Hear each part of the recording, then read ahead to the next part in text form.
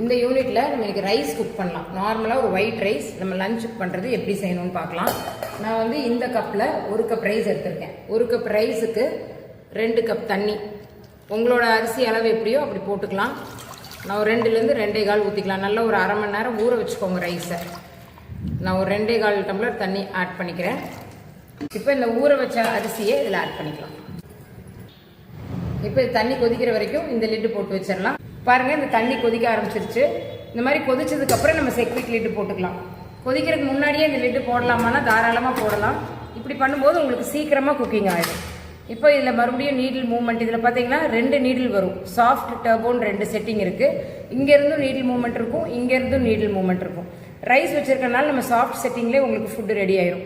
So இங்கேருந்து needle வர ஆரம்பித்து ஃபஸ்ட்டு விண்டோ வந்தவுடனே ஃப்ளேமை கம்மி பண்ணிடலாம். இப்போ ஹை ஃப்ளேமில் வச்சுருக்கோம்.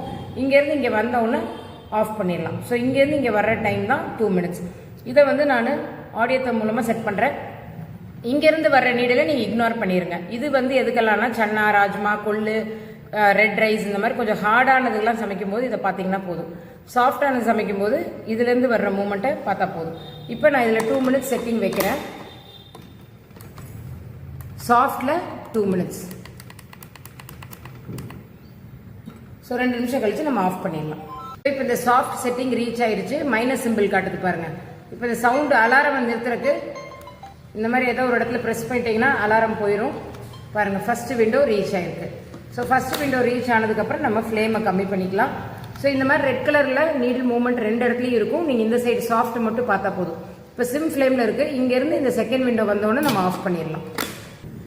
ஸோ இந்த 2 மினிட்ஸும் முடிஞ்சிருச்சு. பாருங்கள், 0 வந்துருச்சு. இந்த மாதிரி ரிங் டோன் கேட்டோன்னே இந்த மாதிரி ஏதோ ஒரு இடத்துல ப்ரெஸ் பண்ணிவிட்டு நீங்கள் ஸ்விட்ச் ஆஃப் பண்ணிடலாம். தென் இப்போ இந்த நீடில் செகண்ட் விண்டோ வந்தோடனே நம்ம ஸ்விட்ச் ஆஃப் பண்ணிடலாம். இப்போ இந்த நீடில் ரிவர்ஸில் வரும். இப்போ ஸ்டீம் இருக்குது. இந்த ஸ்டீம் ஃபுல்லாக இதானதுக்கப்புறம் அப்சர்வ் ஆனதுக்கப்புறம் இந்த நீடில் இப்படி ரிவர்ஸ் வந்தோடனே நம்ம ஓப்பன் பண்ணி எடுத்துக்கலாம். அது வரைக்கும் இந்த லாக்கும் உங்களுக்கு ஓப்பன் பண்ண முடியாது. இப்போ ஸ்டீம் நல்லா ரிலீஸ் ஆயிடுச்சு. இந்த ரைஸுக்கு ஈஸியாக நம்ம ஓப்பனும் பண்ணிடலாம்.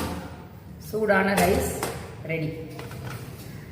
ஸோ 2 மினிட்ஸில் நம்ம ரைஸ் குக்கிங் முடிச்சிடலாம். இப்படி